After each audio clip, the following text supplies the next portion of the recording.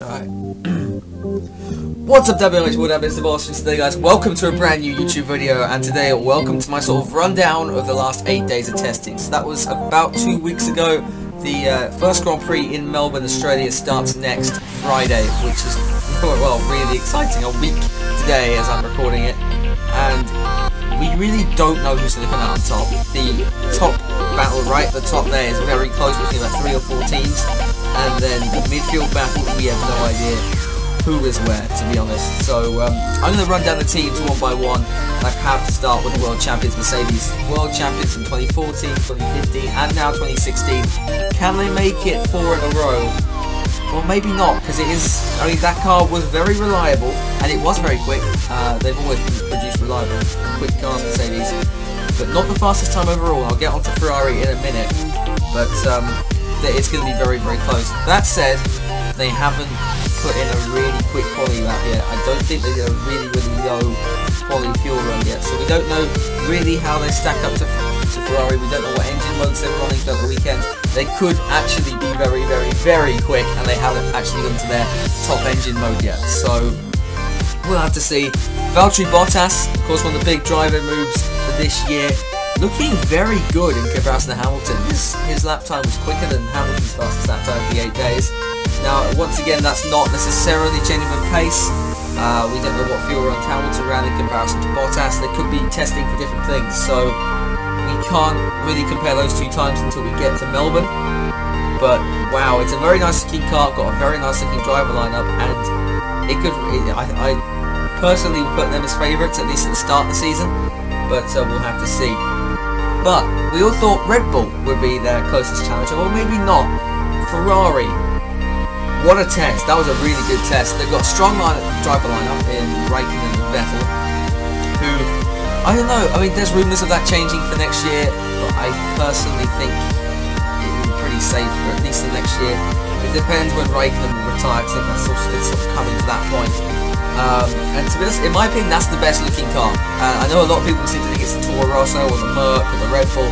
But I don't know. I mean, I like those cars, don't get me wrong. But I just find the Ferrari looks so much more aggressive in the aerodynamic design of it, and it's just great. I can't wait for Battle for Season 4. To be honest, that's going to be really fun.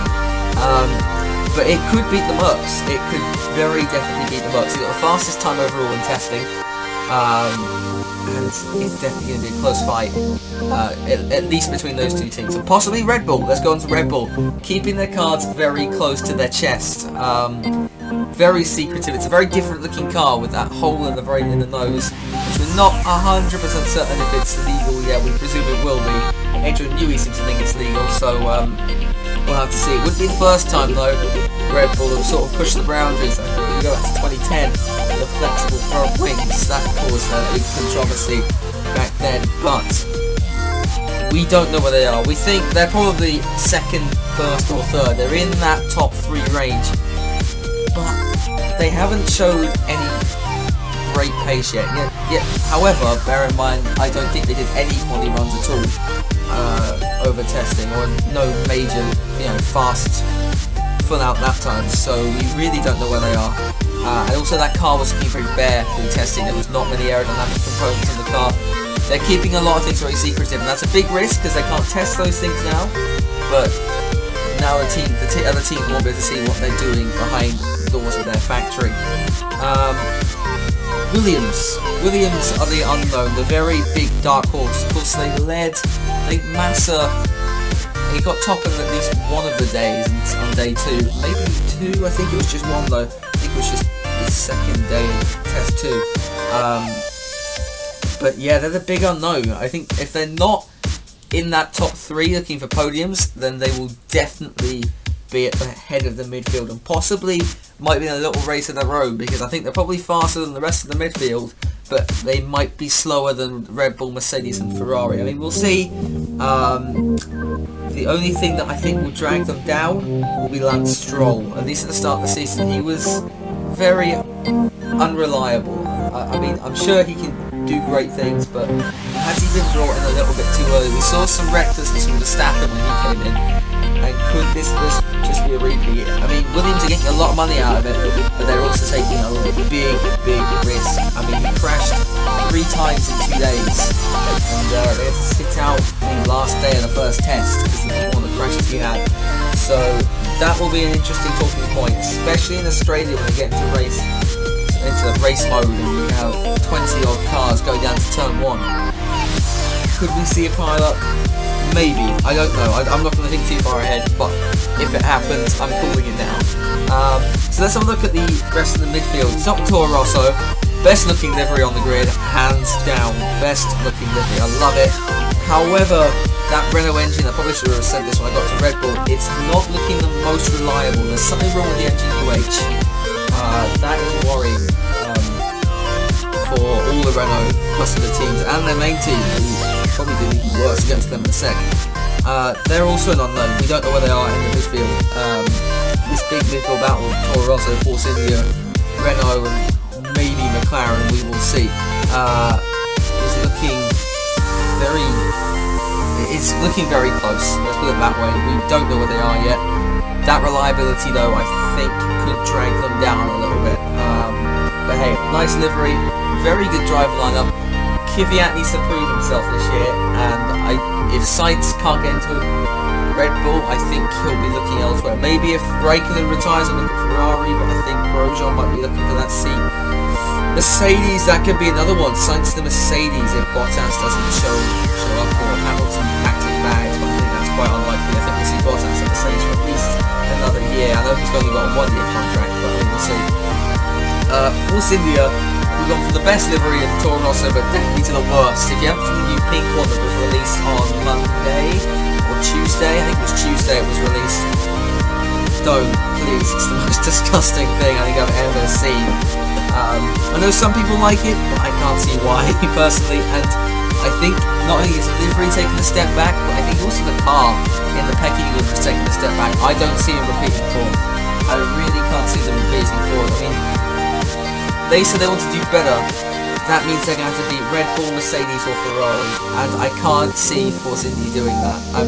I feel bad for them, but I cannot see it happening. I mean, they've got the Mercedes engine, but it's a very different looking car. Not the nicest looking car in aesthetics and aerodynamics. And I think they could be either in the mid to the bottom of the midfield pack. But I guess we'll see we'll see at Australia. Of course, not much attention focused on these midfield teams than they are on the top 3 or 4. But there's a little less to go on. Renault. Again, I haven't got many notes for them because it's a nice car, nice looking car, very aggressive looking, very nice livery. Driver line looking pretty confident if Palmer can buck his ideas up. I want Palmer to buck his ideas up. I'm a massive Jolyon Palmer fan. I've met the guy back at Goodwood last year, and he's a really great guy. So I want him to. I really want him to excel this year. He said that he says he'll turn it around this year. I mean, we'll see.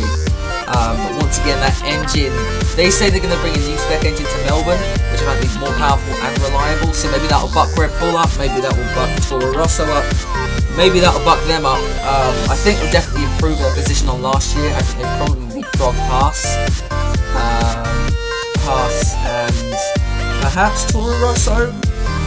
I don't know about that, we'll see. And maybe McLaren I'll get onto in a second. But yeah, I was talking about Haas, let's move on to them. Their 2016 was very, very good, and I'm worried that they might aim a little bit too high this year. I think they've probably made the least progress out of all the other teams. I think they might fall back in the pack this year. Could be battling with Sauber or maybe at the back end of the midfield. We'll see. I mean, it's interesting. It's very, very interesting, Haas.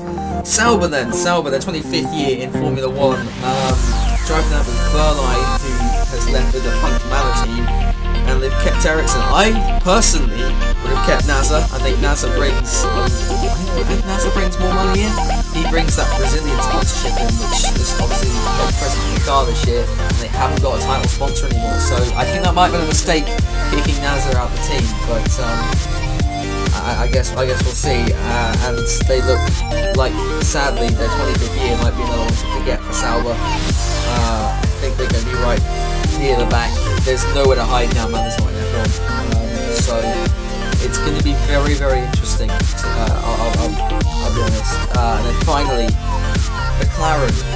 Oh no, I mean, I've left them to last, but I just don't want to talk about them because they've just had the worst test I think I've possibly seen in the turbo hybrid era. We know we saw issues with Red Bull in 2014 where they couldn't get anywhere with that Renault engine, but McLaren, they're not quick and they're not reliable. Like they were breaking down in, I think it was about on average 2 times a day. It's sad. It's really, really sad. And I think Alonso's speed was 30 miles an hour down on each straight, which is a massive, absolutely massive. The livery's good, but I don't see getting much screen time unless Alonso has a massive crash again. Yeah, I don't know. Hopefully they can buck their ideas up. Now they are looking engine-wise for next year. I agree with a lot of people that say it's Honda or Alonso. Yeah, I think this could be the year do or die for Honda in case if they want to keep Alonso in McLaren too, because he's looking elsewhere. I think at this point his contract runs out and he won't renew it if he doesn't think he can get his championship at McLaren. I think he wants to, but I think if he sees Mercedes interested about him taking over from Bottas at the end of 2017, I think he would take that out. I know he was offered the place when Rosberg resigned, but yeah, it's McLaren.